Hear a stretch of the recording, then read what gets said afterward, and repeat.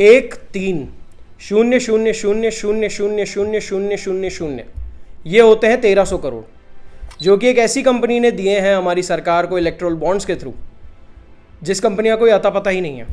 एक छोटी सी दुकान है जिसमें वो कंपनी चल रही है और अब शायद बंद भी हो चुकी है। किसी भी देश में डेमोक्रेसी वर्क कैसे करती है? जनता मिलकर सरकार को चुनती है, सरकार फिर उस जनता के लिए काम करती है। अगर काम सही होता है तो उसकी वाहवाही होती है, अगर वो काम सही नहीं होता है तो ओपोजिशन और मीडिया मिलकर उस चीज़ को पॉइंट आउट करते हैं, जनता को उसका सच बताते हैं, एंड देन जनता उसका सवाल करती है गवर्नमेंट से। अब आपसे सवाल है कि हमारे देश में ये सब हो रहा है? नमस्कार, मेरा नाम है आलेख रवि माथुर और मैं आपका स्वागत करता हूं इन हमारे देश में एक बहुत ही बड़ा स्कैम का खुलासा हुआ है जिसका नाम है इलेक्टोरल बॉन्ड्स। अब इलेक्टोरल बॉन्ड्स होते क्या हैं? इलेक्टोरल बॉन्ड्स होते हैं बेसिकली सरकार आपको एक तरीके से मान लीजिए डिजिटल फुटप्रिंट प्रोवाइड करती है। ये इसीलिए बनाया गया था जिससे हमारी डेमोक्रेसी आगे बढ़ेगी। हमारे जितने भी सरकार में पैसे का लेन देन होगा या फिर किसी भी तरीके का इनकम का सोर्स जनरेट होगा, कुछ भी होगा, पैसे जहाँ पे इन्वॉल्व होंगे, करेंसी जहाँ इन्वॉल्व होगी, तो उसके बारे में जनता को भी पता चलेगा। ऐसी चीज़ के लिए आविष्कार किया गया इलेक्टोरल बॉन्ड का कि अगर आप सरकार को कुछ पैसा देते हो, चाहे वो चंदा हो या किसी भी रूप में हो, तो आपको उसके बदले इलेक्टोरल बॉन्ड्स मिलेंगे। लेकिन यहाँ पे हो रहा है उल्टा। ये चीज़ जो हमारी डेमोक्रेसी को आगे ले जाती है वो अब हमें ले जा रही है पीछे। हो रहा है कुछ ऐसा कि सरकार की कुछ अपनी सेवाएं हैं, कुछ ऐसे डिपार्टमेंट्स हैं जो कि किसी भी बिजनेस को या किसी भी इंसान को ऑडिट कर सकते हैं, उस पर छापा मार सकते हैं, लेकिन यहाँ पे उनका हो रहा है गलत यूज़। अब हो कुछ ऐसा रहा है कि जैसे मान लो आपका एक बिजनेस है, वो बूम कर रहा है या नहीं भी कर रहा है, जो भी, आपकी ऑडिट हुई, आप पे छापा मारा गया और आपने उसके एवज में सरकार को कहा कि मैं आपको कुछ पैसा चंदा देना चाहता हूँ, आप मुझे इलेक्टोरल बॉन्ड्स दे दीजिए। सरकार कहती है ठीक है, कोई फर्क नहीं पड़ता उन्हें वो आपका पैसा कहाँ से आ रहा है, क्या वो काला धन है, नहीं है, क्या वो सही तरीके से पैसा आ रहा है, क्या वो सट्टेबाजी का पैसा है, क्या वो चोरी का पैसा है, क्या वो डकैती का पैसा है, चाहे वो कैसे भी आ रहा हो पैसा, आपने अपने एम्प्लॉयज़ को कई कई महीनों तक सैलरी दी हो ना दी हो, किसी को कोई फर्क नहीं पड़ रहा है। आप बस वो पैसा सरकार को दे रहे हो, सरकार उसके बदले में आपको इलेक्टोरल बॉन्ड्स दे रही है और फिर आप पे जो सारे चार्जेस हैं, जो आपके ऊपर छापेमारी हुई है, वो सब खत्म हो गया। महाराष्ट्र में एक जगह पे पुल बनाने के कॉन्ट्रैक्ट्स तक बट गए सिर्फ इसलिए क्योंकि उनके पास इलेक्टोरल बॉन्ड था, और जहां पे उससे कुछ दिनों पहले ही उसी फर्म पे छापेमारी हुई थी ईडी की कि वो लोग शायद गलत तरीके से पैसा जमा कर रहे हैं, वो लोग काला धन जमा कर रहे हैं। ये सब कुछ हमारे देश में हो रहा है, लेकिन इसके बारे में हमें क्या बताया जा रहा है? जिसका जवाब है नहीं, बिल्कुल भी नहीं। जस्टिस चंद्रचूड़ ने एसबीआई की गुद्दी थपेड़ी कि मुझे जवाब चाहिए कि ऐसा क्यों हो रहा है। सुप्रीम कोर्ट ने एसबीआई को कहा, एसबीआई ने 2 से 3 महीने मांगे कि हम 2 से 3 महीने में आपको जवाब देंगे। सुप्रीम कोर्ट ने कहा कि नहीं, हमें जवाब जल्दी चाहिए। वो पीछे पड़े और फिर उनको जवाब ये पता चला, ये मिला कि 6 अरब से भी ज़्यादा रुपयों का ट्रांजैक्शन हुआ इलेक्टोरल बॉन्ड्स के नाम पे। इसमें कोई चीज़ की ऑडिट नहीं होती, देखा नहीं जाता कि ये पैसा कहाँ से आ रहा है, किसका है। मैं किसी एक सरकार के बारे में नहीं कह रहा हूँ, मैं किसी एक पार्टी के बारे में नहीं कह रहा हूँ कि किसने कितना पैसा दिया, लेकिन हमें वो भी बहुत जल्द पता चलेगा क्योंकि एसबीआई से जवाब मांगा है सुप्रीम कोर्ट ने कि किस पार्टी के पास ये पैसा गया है। हर एक इलेक्टोरल बॉन्ड पे एक स्पेशल कोड होता है, वो ट्रांजैक्शन कोड की डिटेल मांगी है सुप्रीम कोर्ट ने कि हमें ये बताओ ये ट्रांजैक्शन कोड किस पार्टी का है।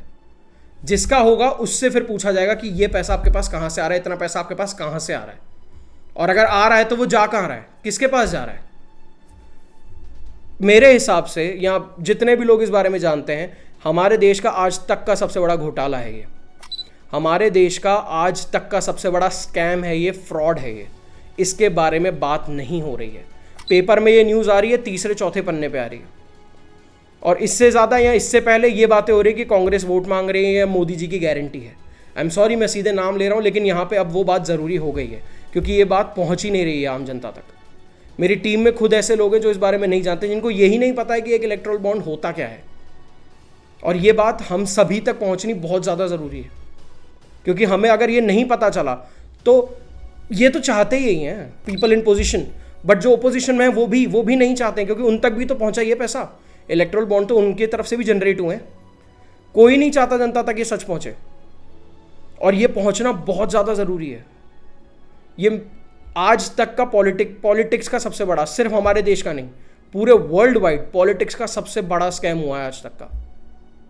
एम्प्लॉयज को देने के पास कंपनियों के पास पैसे नहीं है, 400 500 1000 करोड़ तक के चंदे दिए जा रहे हैं। बात इस वक्त ये है कि क्या ये हम तक पहुंचेगा।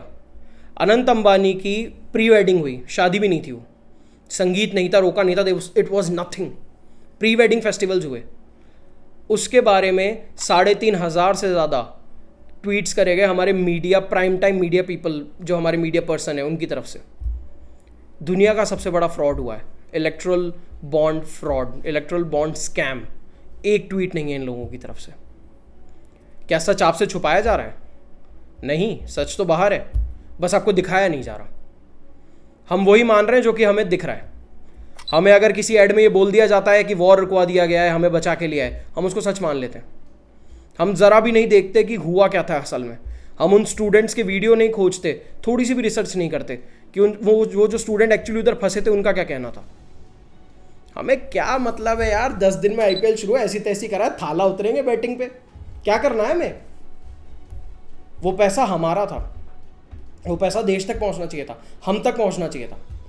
140 करोड़ लोग हैं हम, 6 अरब को डिवाइड करके देखो 140 करोड़ से, हर इंसान के खाते में कम से कम 40 करोड़ रुपए आते अगर वो 6000 करोड़ रुपए बट जाते।